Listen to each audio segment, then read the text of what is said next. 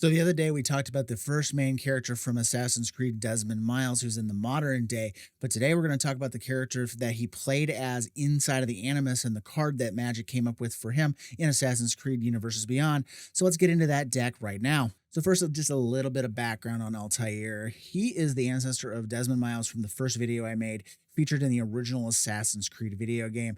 Abstergo, the public face of the Templars in the modern age, wants Desmond to delve into the DNA memories of Altair using the Animus, experience his life, and then have him see where Altair had hidden one of the pieces of Eden, an artifact they want to mount to a satellite and use to take over the world by mind control through the artifact. So as you're playing as Altair in the past, he was one of the youngest to reach the rank of Master Assassin within the Brotherhood at the age of 24 back then, and his prowess led him to become very brash and arrogant to the point of thinking himself above the Assassin's Creed, which led him to break the core tenets of the Creed, which was to not harm innocents, to not come out of the shadows and stay in hiding, and not to expose the Brotherhood to risk. He did all of these things, resulting in him losing his rank and becoming a novice all over again, having to work his way back up the ranks to humble him and make him realize that his arrogance would lead him and the Assassin Brotherhood to their doom if he didn't change his ways. From there, Desmond lived through Altair's memories, seeing him assassinate several leaders of the Templars,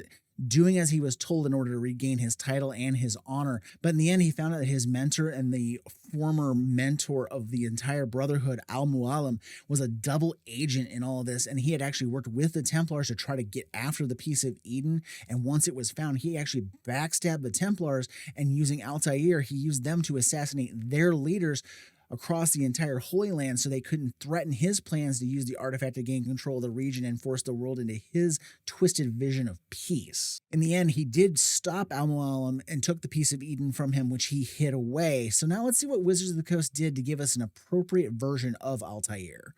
This is the card version of Altaïr Ibn-La'Ahad. It's a red, a white, and a black for a human assassin with first strike. When it attacks, exile up to one target assassin creature card from your graveyard with a memory counter on it. And then for each creature card you own in exile with a memory counter on it, create a tapped and attacking token that's a copy of it. Exile those tokens at the end of combat, and it's a 3/3.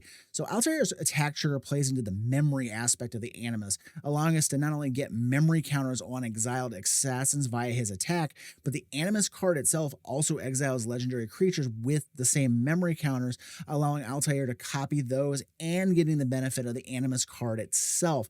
So now in general, most assassins in this color combination are going to be mostly black, similar to what we already did with Desmond Miles, but some of those aren't the strongest in the world where we want to make attacking tokens off of Altair's trigger. White and red have relatively few assassins in their colors that aren't already in this set. So the better play here is to use some better creatures, but turning them into assassins with cards like Conspiracy, Maskwood Nexus, and Roshan Hidden Magister. This way we can exile some bigger, better creatures with the memory counters, and Altair can then bring them back as attacking tokens every time he attacks, even though they didn't start out as assassins. So then I have a package to keep Altair safe during his attacking via some reprints in the new set as well. First up is a new card with Brotherhood Regalia that makes him unblockable and grants him Ward 2. Reconnaissance got a reprint here, and it works amazingly well with this card. You attack, and even if he's likely to die in combat, you just use Reconnaissance to pull him back, but you still get the tokens off of his attack ability crashing in at the opponents. And then you have Cover of Darkness, which was also recommended in the last video. It's got a reprint, and it gives our assassins fear. You just name assassin when it comes in, and all of our non-black players or anybody who's not playing a bunch of artifact creatures, Altair and all of our other assassins coming in are not going to be able to be blocked. And the last tool we're going to use here is Bilbo's Ring, and just like the Regalia, it'll allow Altair to slip through combat and give us our tokens without fear. Now, speaking of these tokens that are created, a couple of good ideas here is Ishin, Two Heavens as One, and Roaming Throne. Since this is an attack trigger, Ishin can copy it, and if you have enough budget or you already own a copy of Roaming Throne, it works really well to attack, up the trigger. And if you name assassin, your other assassins that have triggers will also go up, but it's not necessary. So you can skip this one if you already don't have one. Either way, multiple triggers off of Altair's attacks will actually give multiple sets of tokens coming off of it. So the more things you have exiled, the later the game goes, the more deadly this becomes. Another way to create a really complicated situation and get more tokens in the deck is our only token doubler or tripler in O'Hare Talk. I chose this because it can be exiled by both the Animus or Altair, unlike other token doublers in the colors. And then when it is brought in and tapped and attacking off of Altair, you're going to get multiple copies, which will then it'll cause the other things coming in to triple up as well. You also have the Animus. You can activate it, turn one of your creatures in your other legendaries into a copy of O'Hare Talk, and then you can triple off of that. And then I'm also writing a copy of Mirror Box. Since we could be tripling up some of our legendary creatures, I want to be able to keep them through combat. So that's why that one's sticking through here. Then I'm going to include several new cards from the Assassin's Creed set, which if they get removed and hit the graveyard, they can be brought back by Altair as tokens, including Arno Dorian from Assassin's Creed Unity. It gives all of our assassins +2/+0. Aya of Alexandria lets all of our historic creatures, legendary, give us 1/1 menace assassins when they get hit by them. Bayek of Siwa from Origins grants all of our historic creatures double strike. Merciless Harlequin from Assassin's Creed 2 nets as a card and when it comes in, and it can be a repeatable effect if it's exiled with Altair and you start making token copies of it. Overpowering Attack will grant us an extra attack phase, and it's discounted if an assassin or the commander hits an opponent, and that second attack will actually create a second set of tokens off of Altair, and then any that had survived the first round will be there to join the new batch of tokens on the second attack. I'm also going to include a copy of Black Market Connections because it's just a great way to draw cards, fix our mana, or let us make some occasional tokens when we need to. Now, besides these new cards and several other assassins from older sets, similar to what I included in the Desmond Miles deck, what else are we going to exile with Altair as we turn them into assassins? Well, dragons are a very good place to start. So let's kick this off with Ancient Gold Dragon. It creates tokens every time it connects with an opponent's face, and then gives us a bunch of little stuff that we can then turn into assassins for our other stuff that's going on in the deck.